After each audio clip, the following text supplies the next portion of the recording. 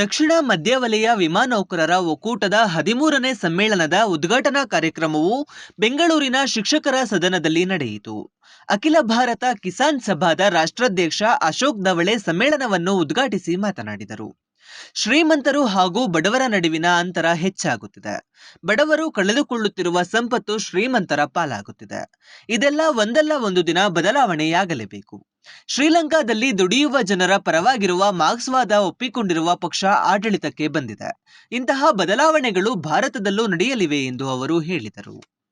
The kind of struggles that you have led against privatization, against the injustice being done on the insurance employees, and not only on the insurance employees but also on all other sections of the working people and of the working class.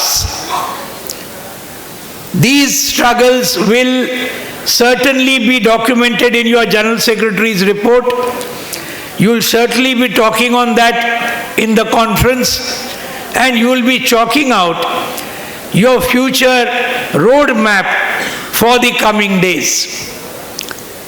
So these are very important struggles that you have been leading, and which, as all of us know, we will have to intensify in the days ahead if we have to save the Life Insurance Corporation of India, which is one of the most prestigious and most valuable institutions in India today, which in the building of which all of you have had a lion's share. There is no doubt about it.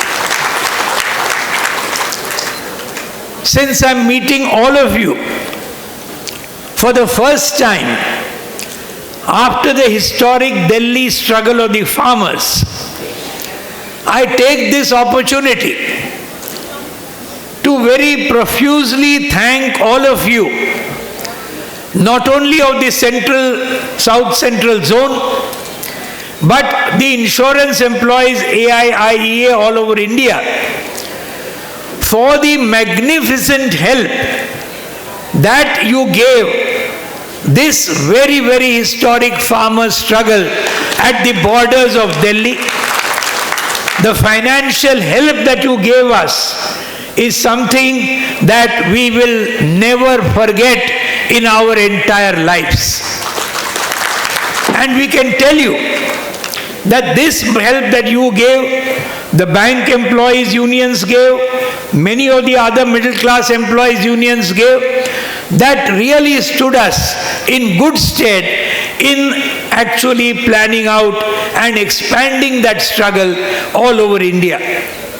I remember, as part of that struggle, of course that was concentrated more in North India, where all of us moved on behalf of the All India Kisan Sabha, on behalf of the Sanyukta Kisan Morcha.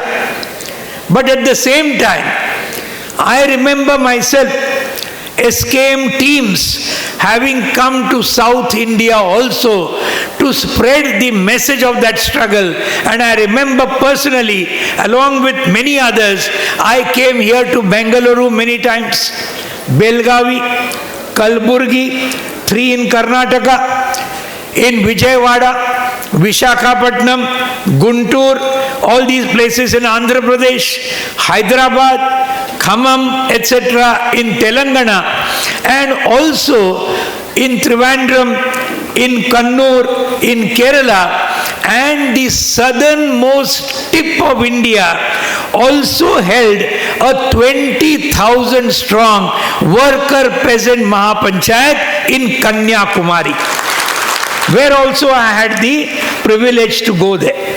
So on this very important struggle, which, as you know, the farmers of India, with the help of the workers of India, which includes all of you, we won a magnificent victory in that struggle. The 3 pro-corporate farm laws, anti-people farm laws, the Modi government had to repeal those laws within 1 year, and that is something that this government has never done in the last 10 years of its rule. A 56-inch Prime Minister had to bow before the working people of India. That is the most important thing that we have achieved.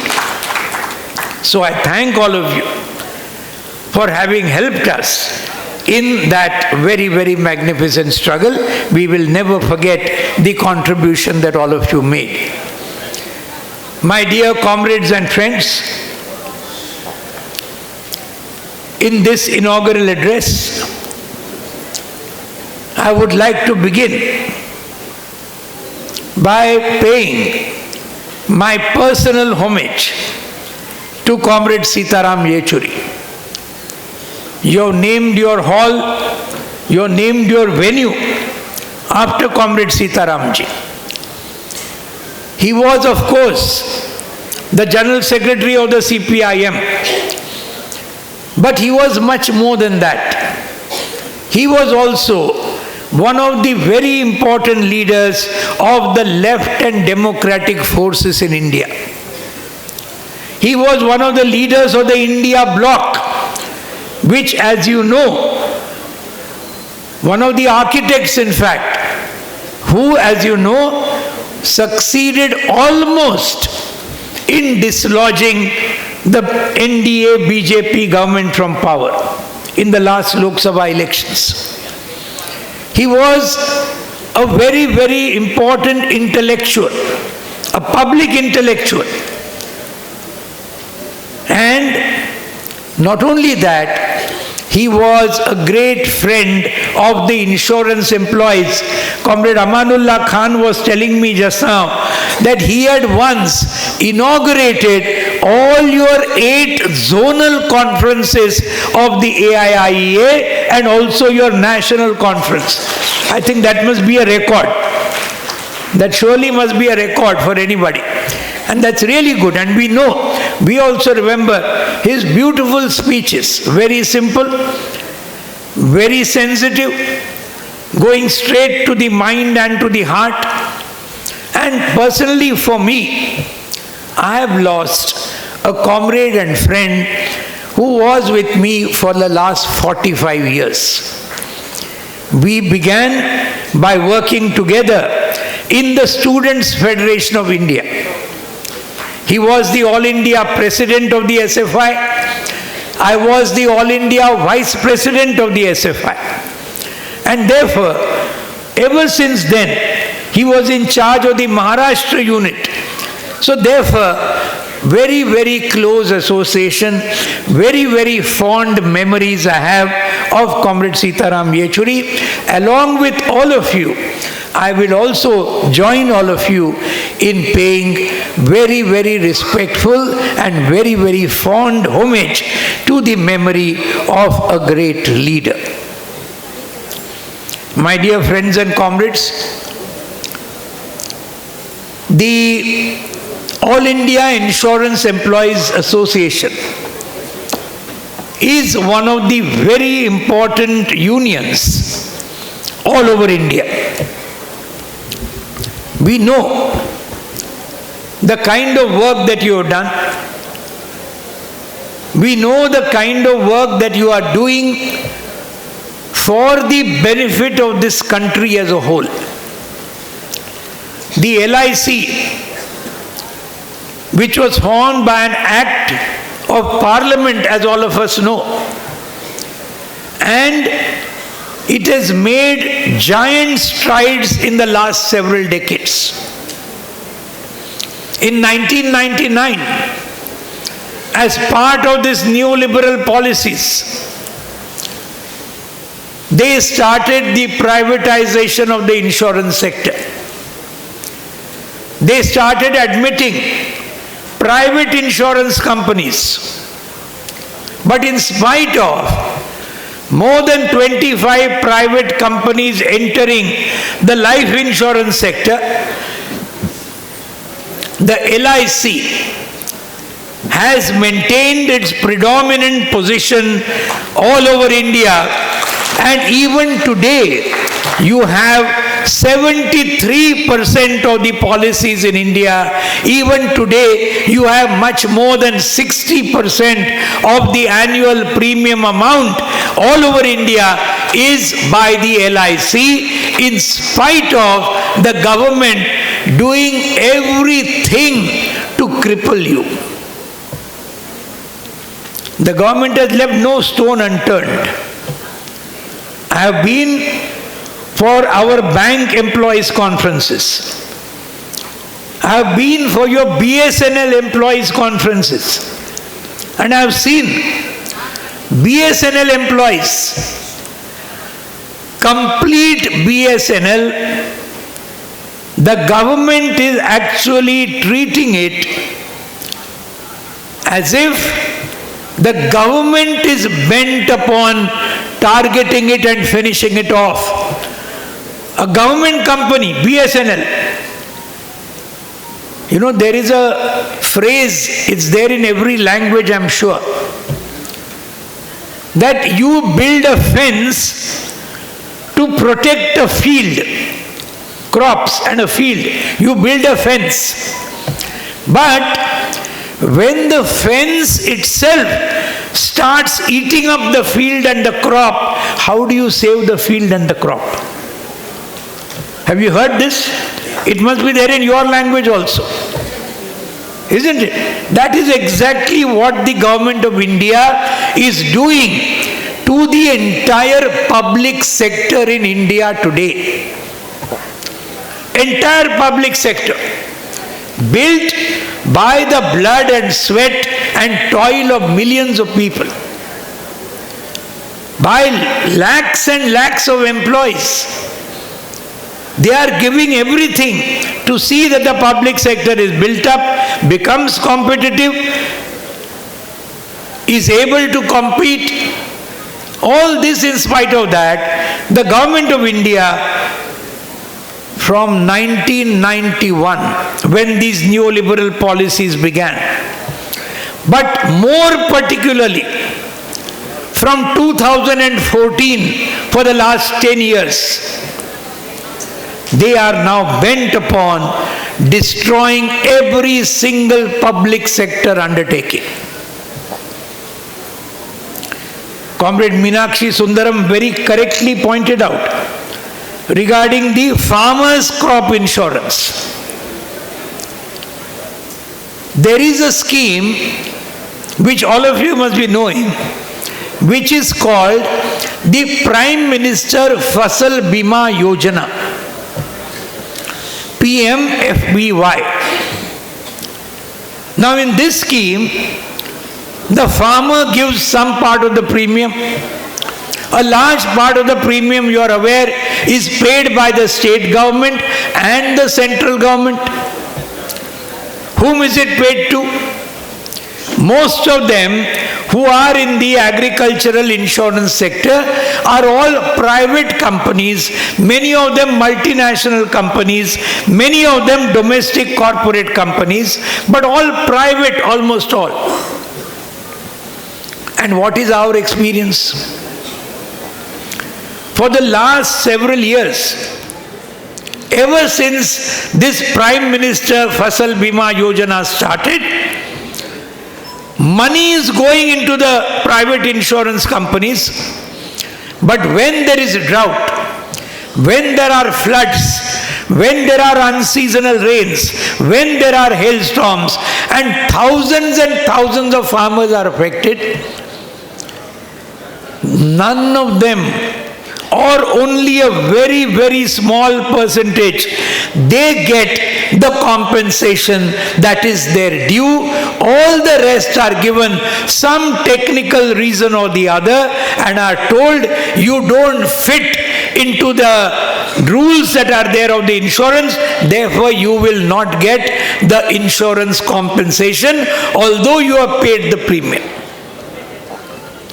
This is one of the biggest corruption scams in India, and this is not what I am saying. This has been said by no less a person than Mr. P. Sainath. You must have heard his name. one of the most important and most renowned agricultural journalists in India, who is the winner of the Magsaysay Award. P. Sainath has said, he has written, and in many speeches he has said, the Prime Minister Fasal Bima Yojana is one of the biggest corruption scams of this government in the last 10 years. That means private insurance companies are gaining, farmers are losing. And that is exactly what they want to do to the LIC also, to the banks also, to the BSNL also, to so many other bodies. And now we know, here it was mentioned by Comrade Satish, I am very happy that your representatives met nearly 400 members of parliament of this new parliament. Wonderful job you have done. I don't think any other organization must have done this, because this parliament came into force only in the month of June. It's not even 6 months. And even then, you have managed to get all these 400 members of parliament, and many of them have given you assurances that yes, they will raise it, and now the government is forced to appoint a committee to see to it whether this GST on life and health insurance, whether it should be done away with or whether it should be reduced. Naturally, our demand is GST on life insurance should be cancelled. There is no question of any midway. So that is good. This is the kind of struggle that we have been waging all along. We are seeing among the employees thousands of vacancies all over India. In the class 3, class 4, thousands of vacancies, nearly 30,000. And I was told by Comrade Suresh, who came to receive me, that by 2028-29, thousands of you more are going to retire in another 7-8 years or 5-6 years. And then what is going to happen? Already recruitment they are hardly doing. Few and far between. And when this big chunk gets retired, they are now thinking of substituting people with artificial intelligence, with high technology, so that the wage bill can be reduced, and at the same time, the most dangerous thing that they are doing, they already started in 2022. 100% equity of the government was there. Investment of the government was there in LIC. They have started divesting. 3.5% is already divested. And what are they saying? They are saying, within a few years, our aim is to go to 25% divestment of LIC. You know, there is this story, all of us have heard it when we were small, children. There was a hen which laid eggs of gold. Have you heard that story? There was a hen which used to lay eggs of gold. Every day, one egg of gold used to come. So, one very greedy fellow, he said, "Arey, why have one egg per day? Kill the hen. In her stomach there must be 100 eggs of gold. Take them all out in one shot." And then he cut the chicken, killed it, did not find a single gold egg. Have you heard this story? In all our languages it is there. Kannada it is there, Telugu it is there, Marathi it is there, Hindi it is there, everywhere it is there. The government of India is trying to kill LIC, thinking that it is a hen that lays golden eggs. And once it is killed, once it is divested, once 25% happens, then you know the corporate interests. I don't have to tell you the names. In Hindi they say, समझने वालों को इशारा काफी है. You remember what that means? समझने वालों को इशारा काफी है. Just a hint is enough to let you know what I am trying to hint at. The big corporates are going to come. They are going to say, now you are divested 25%, now you divest 51%. 51% privatization.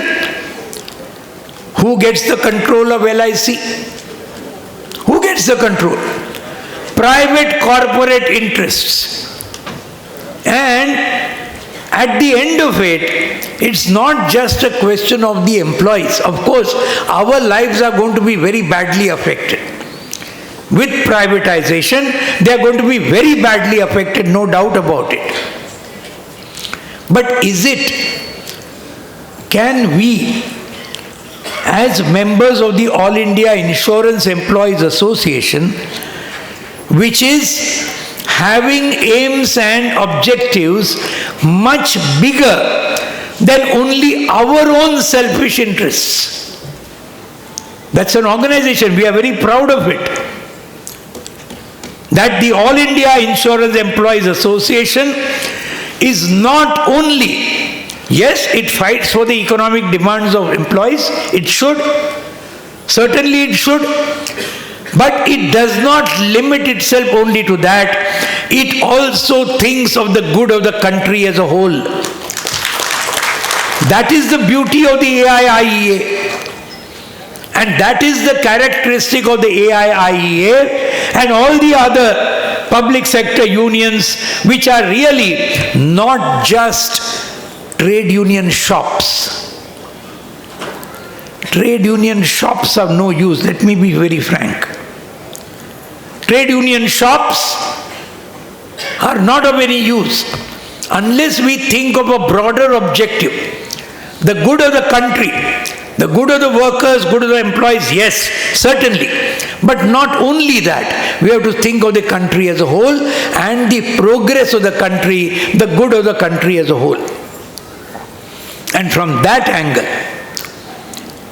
this attack on the public sector, this continuous, total giving a free hand to the corporates,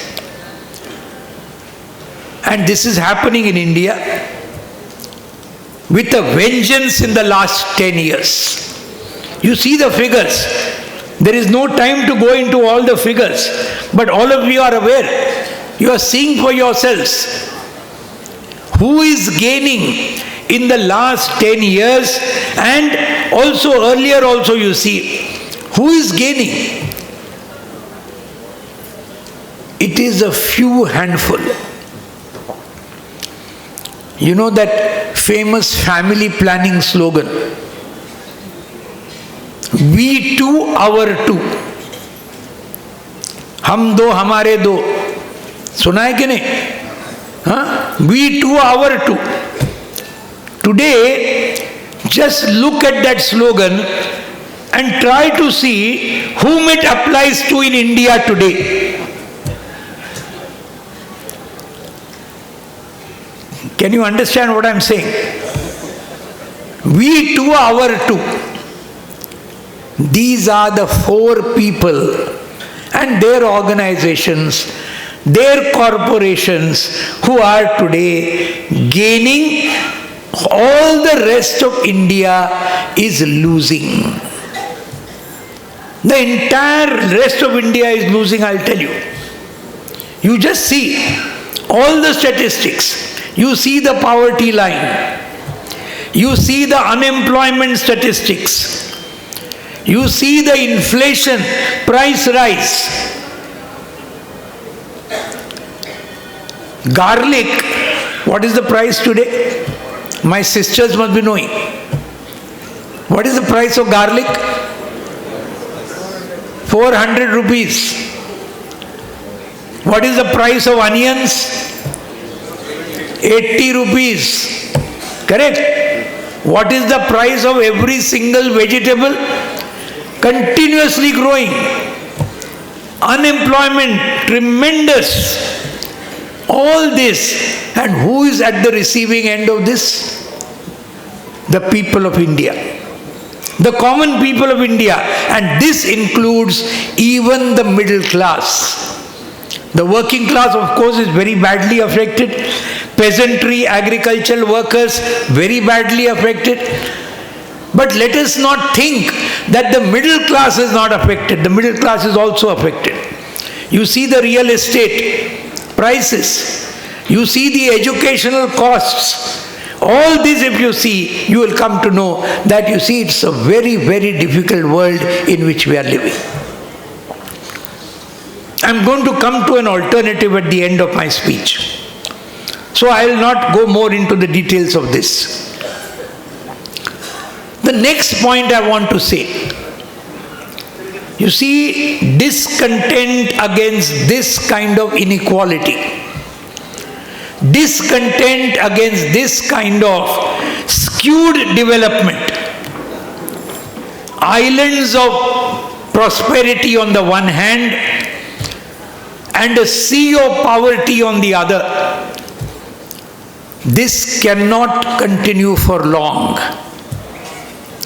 This cannot continue for long. Let me tell you very clearly. There was one individual who at one time was the President of the United States of America. He had made a statement which I still remember, and that statement was, if a free society cannot help the many who are poor, it cannot save the few who are rich. Please understand this statement, made by a very unlikely person. USA President making this statement. It was not Marx who made that statement, American president making it. What did he say? If a free society cannot help the many who are poor, it cannot save the few who are rich. It is another matter whether he took the same policies as what he talked about. Leave aside all that. But the point has a meaning. And when that happens, resistance develops. Struggles develop, and when these develop, we have seen all over history, we have seen in our own country, we have seen in all the countries in the world, there are two methods used by the ruling classes to suppress the resistance, to suppress struggles of the working people of all kinds. And which are these two methods? One is the clear method of repression. Clear method of repression.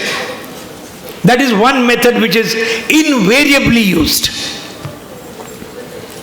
What is happening in India today? Anyone who dares to talk against the present government, who dares to write against the present government. Comrade Sridhar is here, a very senior journalist of the Hindu. He knows better than all of us the way that journalists are being targeted. Whoever is being negative towards the present government, telling the truth. There is that phrase, speaking truth to power. Any journalist who is speaking truth to power too much, what he is facing we have all seen. Siddiqui Kappan, he was in jail for more than 2 years. We have seen those cases. So many others. Student activists who were fighting against the CAA, Citizenship Amendment Act. What happened to them? They were thrown into jail. Some of them are even now in jail. Umar Khalid, you must have heard his name. He's still in jail after 4 years. Why? On the charge that he was responsible for the Delhi riots. And those who are actually responsible for the Delhi riots are right now union ministers in the government of India. They are members of parliament, whereas innocent students are in jail. Bhima Koregaon, you have seen the detainees. 16 of them were put in jail. Father Stan Swami, who was working among the tribals, 84-year-old, he died in jail. Just now, Professor G.N. Sai Baba, who was in jail for more than 10 years, finally acquitted. He was totally crippled and eventually he was released. Within a few months, he died. Supreme Court makes very noble announcements that bail is the rule, jail is the exception. Why is it not implemented? Why is it not implemented? Wonderful. Supreme Court judges, we welcome such noble statements by them made in overseas. Why do they not implement them when actually giving judgments here? What is stopping them? Is conducting pujas with the Prime Minister stopping them? These are all the things that we have to consider. What exactly is happening? So this is the repression, is one way of handling.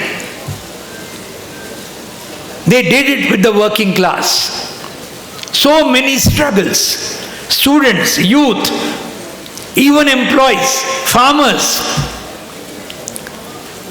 So this repression is one thing that we have to face. And the second way that they have found is the classic way which was first utilized in India by the British when they were ruling India for 200 years, and that way is divide and rule. Divide and rule, that was the method. And that is exactly, if you see the history of India in the colonial period, you will find, sometimes many of us will wonder, in 1947, 15th August, when the English were thrown out of India finally, as a result of the glorious freedom struggle of the Indian people, how many Britishers were there who had to leave India? Less than 3 lakh. And what was the population of India at that time? At the independence time? 36 crore. Just consider. 36 crore means 3,600 lakh Indian people. How many British people? 3 lakhs. How could 3 lakh rule over this whole subcontinent of 3,600 lakhs for 200 years? Have you ever considered how they could do it? Exactly the same 2 methods. Repression, one method, and the second method, divide and rule. 3 organizations were set up. Muslim League, later led by Muhammad Ali Jinnah, who demanded partition.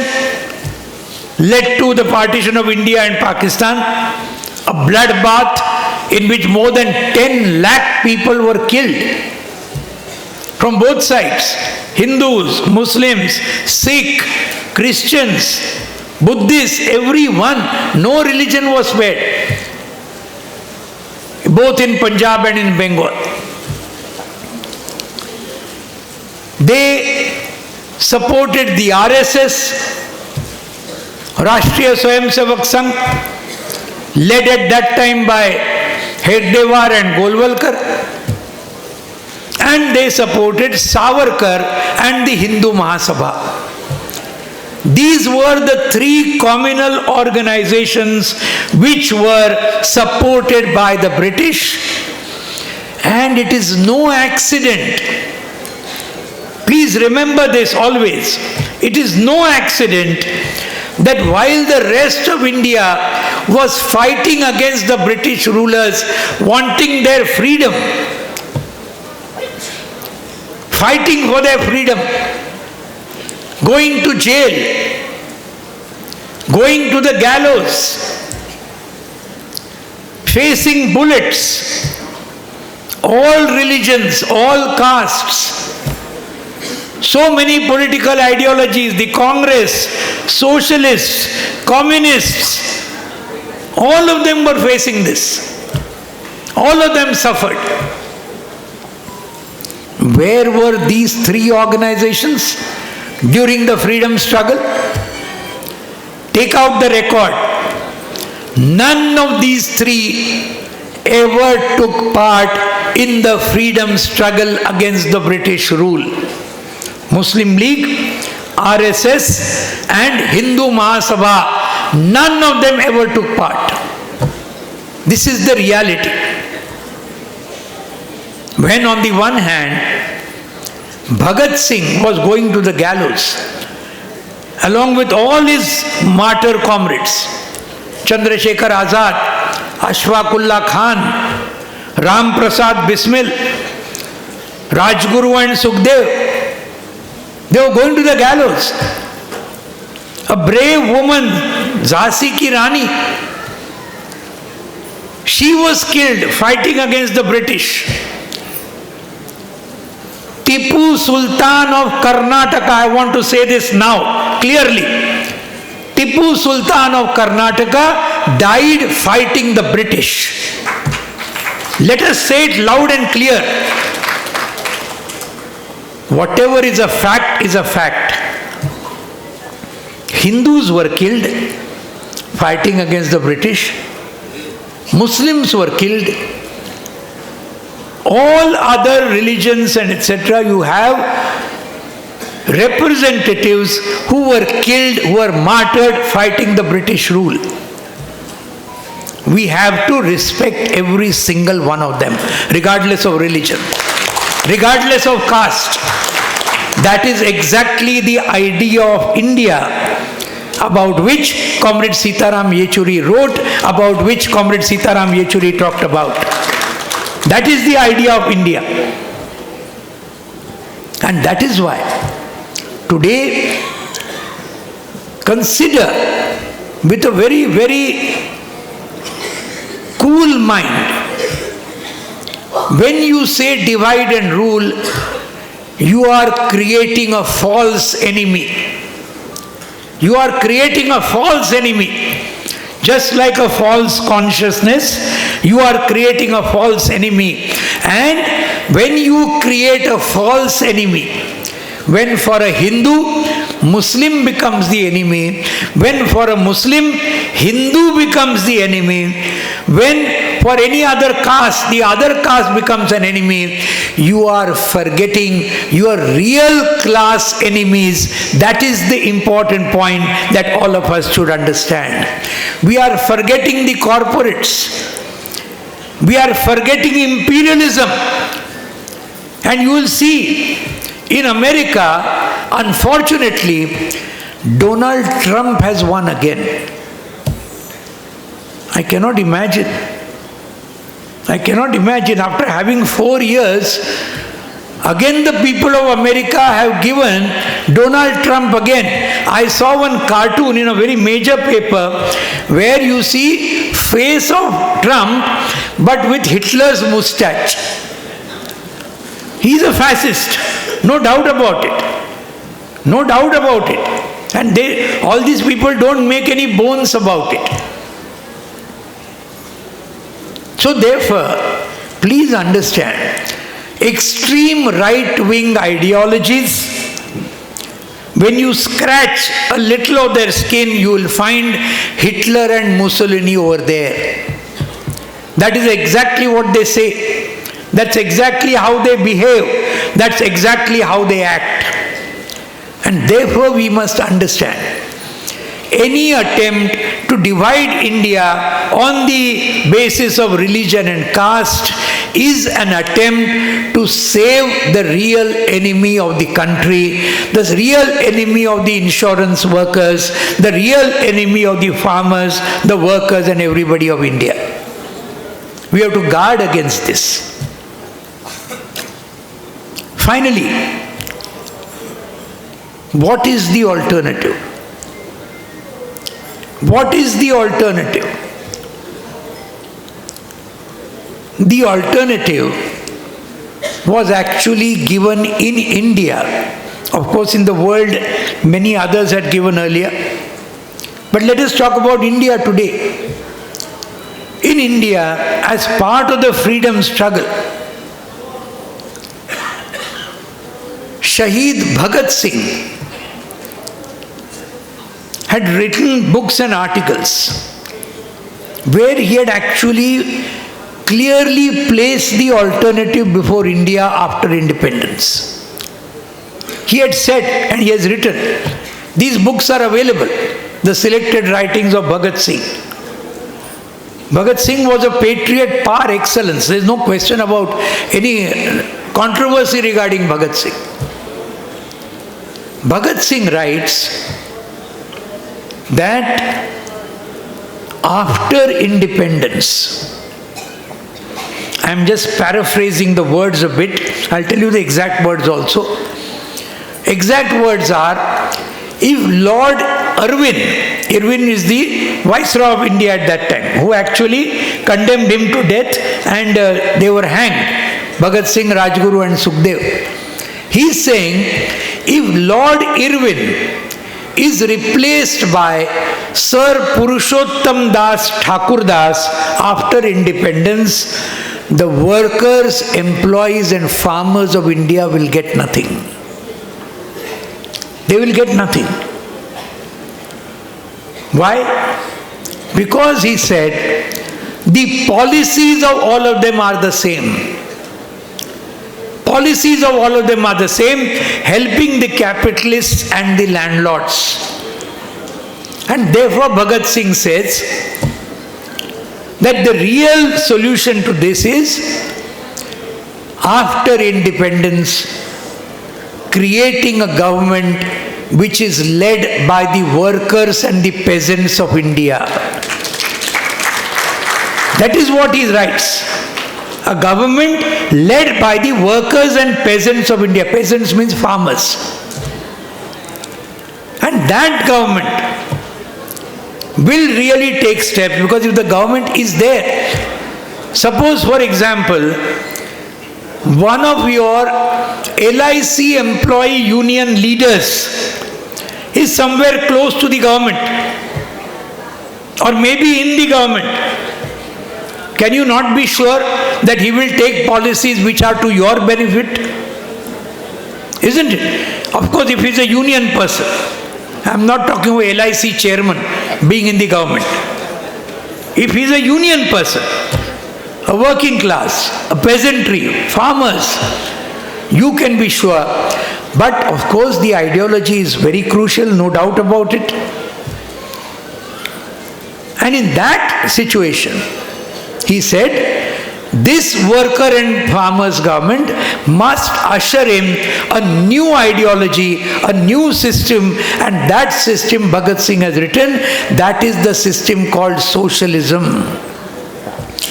Socialism is that alternative. This is what Bhagat Singh wrote.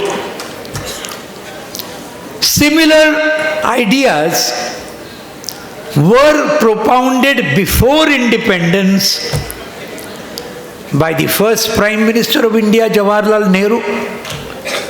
He talked about socialism. He talked about socialism being an alternative which should be taken. It is another matter that he did not implement it after he came to power. That is another matter. You understand? But at least we must give credit. We must give credit to our independence leaders, Mahatma Gandhi, Jawaharlal Nehru, Vallabhbhai Patel, Maulana Abul Kalam Azad. They may not have brought socialism, but they strongly and staunchly fought for democracy and secularism. There is no doubt about that. This we have to give them full credit. And I think you will understand why in 2024 I am giving credit to these people for the democratic and the secular principle which they projected and which they defended. Mahatma Gandhi, you know, was martyred.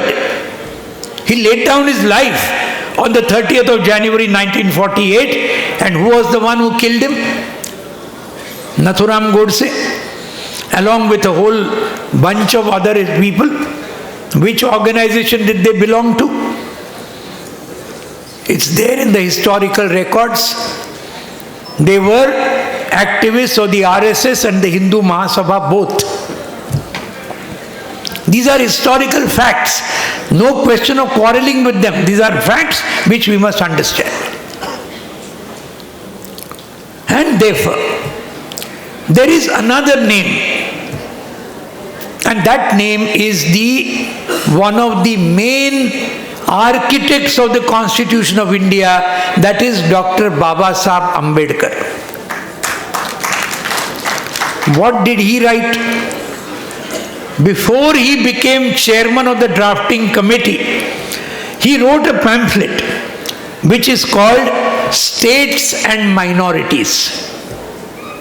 Dr. Ambedkar wrote, he gave it to the Constituent Assembly, that see, chairman he became later. He is saying, my thoughts on what the Indian Constitution should be, I have mentioned in this. Please see, go through it and try to see whether you can accept.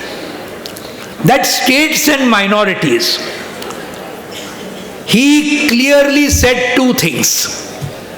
One, the Manusmriti Raj should be destroyed. The caste system must be destroyed.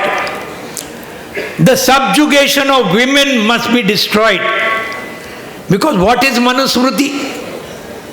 Manusmriti, if you read it, I don't know how many of you have read it, the original. It's worth reading, I'll tell you. Why is it worth reading?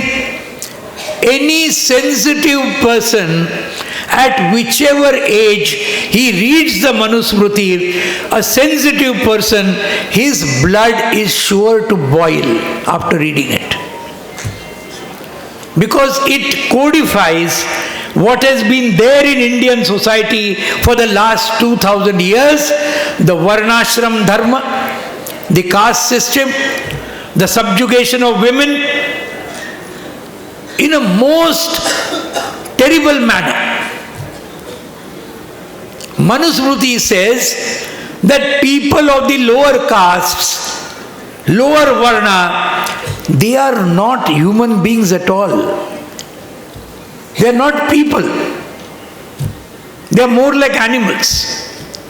And it says, women of whichever caste, maybe Brahmin, maybe Kshatriya, maybe Vaishya, and of course Shudra definitely, women are all second-class citizens.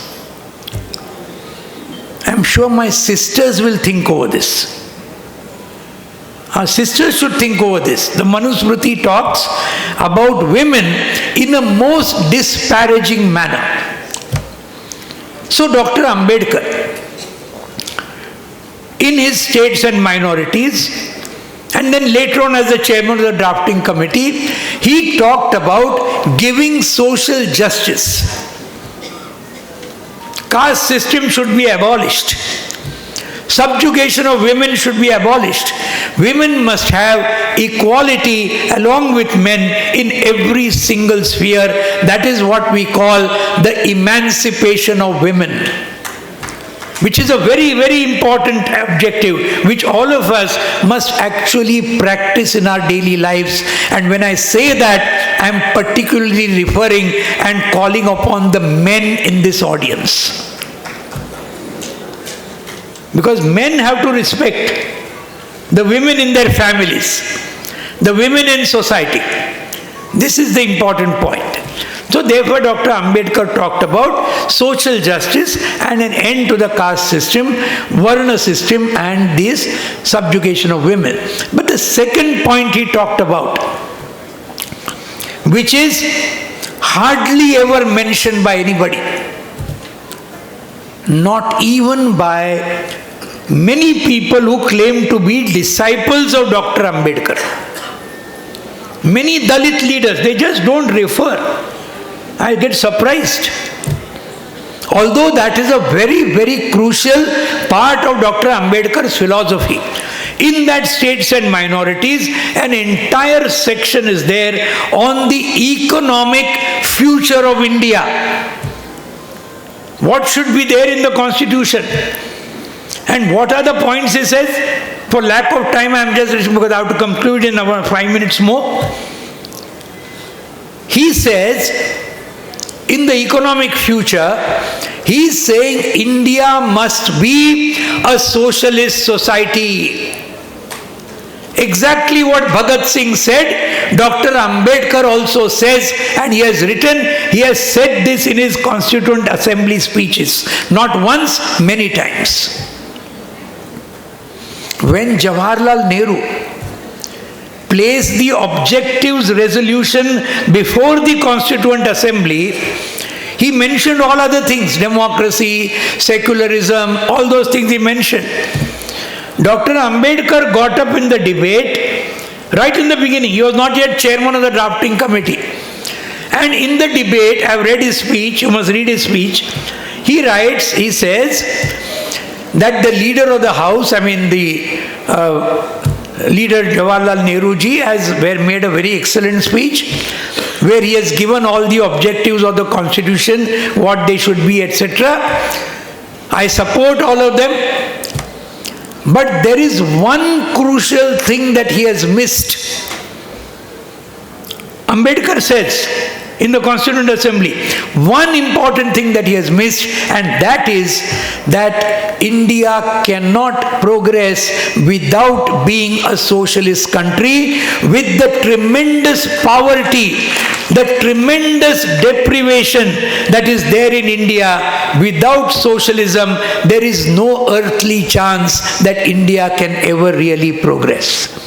So socialism, he said, should also be a part of the constitution. And he actually wrote in the States and Minorities, there must be nationalization of all the major industries in India. Nationalization. That's why LIC was nationalized. That is why all the banks were then later on nationalized. That is why the entire public sector came up, because everybody at that time realized that if you want to fight those who are the enemies of India, you require a strong and independent public sector, a strong base you require. That is why that whole philosophy had come. Not only that, Dr. Ambedkar went even further, and he said that there should also be nationalization of land. In States and Minorities, there should be nationalization of land. That is really a very far cry. You see, that is the real concept of socialism means that. But that has to be done by stages. It cannot be done all at one go, but that's another matter for controversy, debate, that we can see some other time. But the objective is correct. So all these big names, they were all socialists.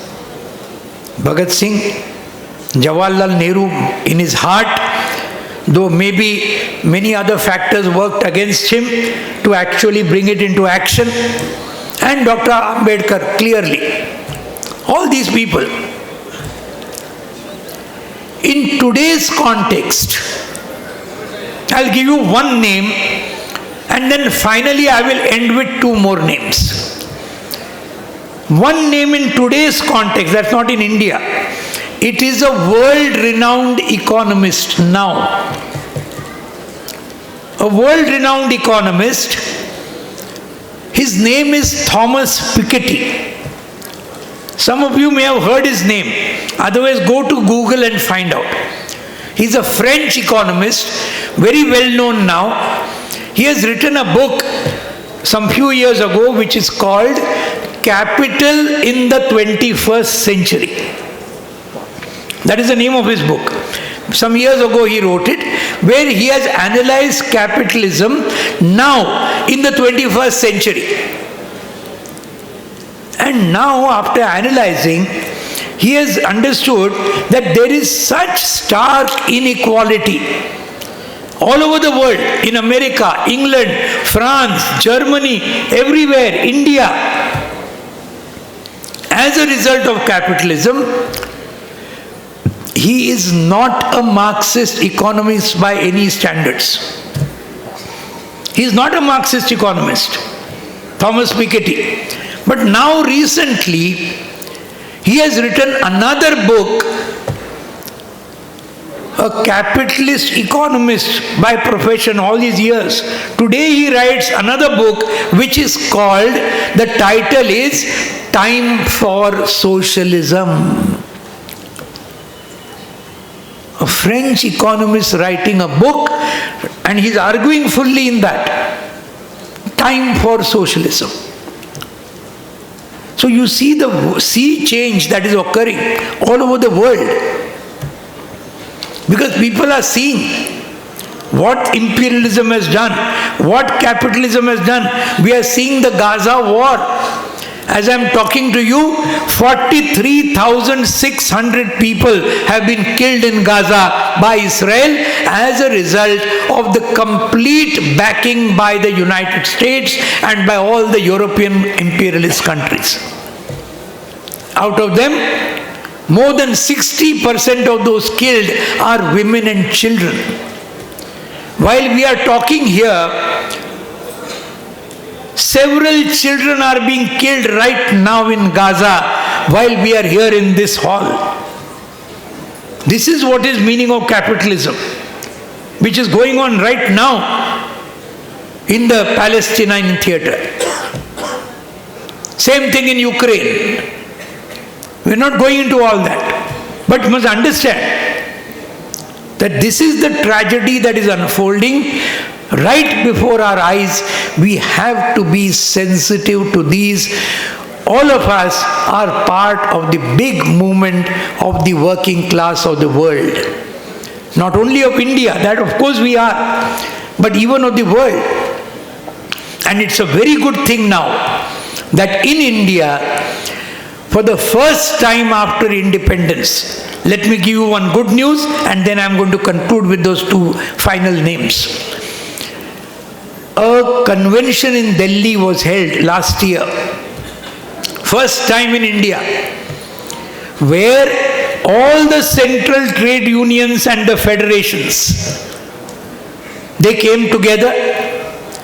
The entire Sayukta Kisan Morcha that led the farmers' struggle, 500 plus organizations, they all came together, held a joint convention which was called National Convention of Workers and Farmers in Delhi, where our LIC, All India Insurance Employees Association was also well represented. AIIEA, BEFI, BSNL Employees Union, many other middle class unions, they were all represented. Of course, CITU was very much in the lead. All India Kisan Sabha was very much in the lead. And all of us together had this convention in Delhi. We gave a complete demand charter of the farmers and workers of India. We had huge actions. And now, again on the coming 26th of November, in every district in India, which I'm sure will go to more than 500 districts, there will be joint demonstrations, there will be joint rallies by the workers and peasants in every district of India. This is where the worker-peasant unity for a social transformation, we are going in that direction, which is something which is very welcome, and you are all of us are a part of this process, which also we must understand. Comrades and friends, I was talking about socialism in two names, and that is where I am going to conclude my speech. When the 21st century began, 24 years ago, all of you know BBC. You know? British Broadcasting Corporation. BBC, totally under English capitalist control. No question of any left influence, nothing. BBC ran a quiz at the end of 2000. They asked two questions. And they asked all their world, BBC, you know, it's an international channel. It goes all over the world. We also must be seeing it. So they asked two very important questions, that we are entering the third millennium, 2001, third millennium. So, in the second millennium which is gone by, that is from 1001 to 2000. 1000 years I am talking about, not 100 years, that is a century. Millennium means what? 1000 years. From 1001 to 2000, please give the name, two names you give. It was a quiz, they would ask, question was asked to all its viewership. Who was the greatest scientist in the world in the last 1000 years? And the second question was, who was the greatest philosopher in the world in the last 1000 years? These were the two questions asked by the BBC to all its viewers all over the world. And they were given a time. By this time you give your replies, etc., etc. Even I was surprised. By the first answer, I was not surprised. The greatest scientist in the world, maximum number of votes from all over the world, naturally came to a name which I am sure that you might also tell.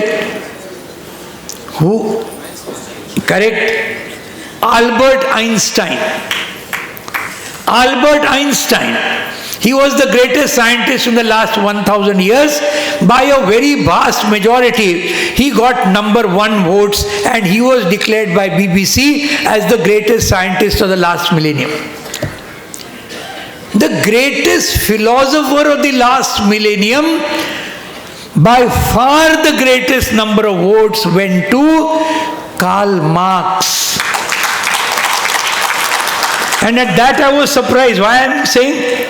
Because by then, in 1991, the Soviet Union had collapsed. Eastern Europe had collapsed. Many people had said, socialism is dead, Marxism is finished. All that was being said, it's being said now also. But At the same time, the world citizens by far mentioned Karl Marx as the greatest philosopher of the last 1000 years. What is the common thread binding both of them? Marx and Einstein. What is the ideological thread? Marx was, of course, a Marxist, a socialist. Scientific socialism, we call it. He was a socialist, without any doubt. But many people don't know, and it is actually hidden by a conspiracy.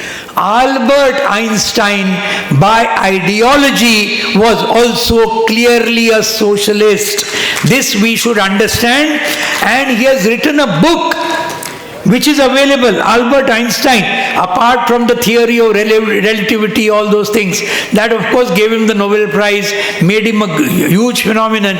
Albert Einstein has written a book which is available. That book is called Why Socialism? Why Socialism? So the two greatest brains in the world in the last 1000 years, it is not an accident that both of them were socialists. I think that's enough for us to go by. When coming here today, I saw the Times of India, and I'm ending with that. You also must have seen today a country to the south of us, Sri Lanka. A few months ago, they had their presidential election. Anura Dasanaike was elected president of Sri Lanka a few months ago. He is a Marxist. He is a socialist. Today the news has come in the Times of India. The results of the Sri Lankan parliament have been declared, and the same Marxist party, JVP, which is now the president of Sri Lanka is of that party, they had only 3 members of parliament in the last parliament. That party, JVP, has now got 159 members of parliament out of 225 in Sri Lanka. 71% of members of parliament in Sri Lanka are now of the JVP, of the Marxist Socialist Party. So, those who say socialism is dead, let them look to Sri Lanka. And if Sri Lanka is ahead in the south, can India of the north be far behind? Let us think about this. Let us work towards that. And let us all, while facing our daily challenges, think about our vision for the future, vision that will make the entire people of India go towards justice, go towards welfare, go towards a really free and fair society. With these words, I inaugurate this conference. Thank you very much. Long live revolution.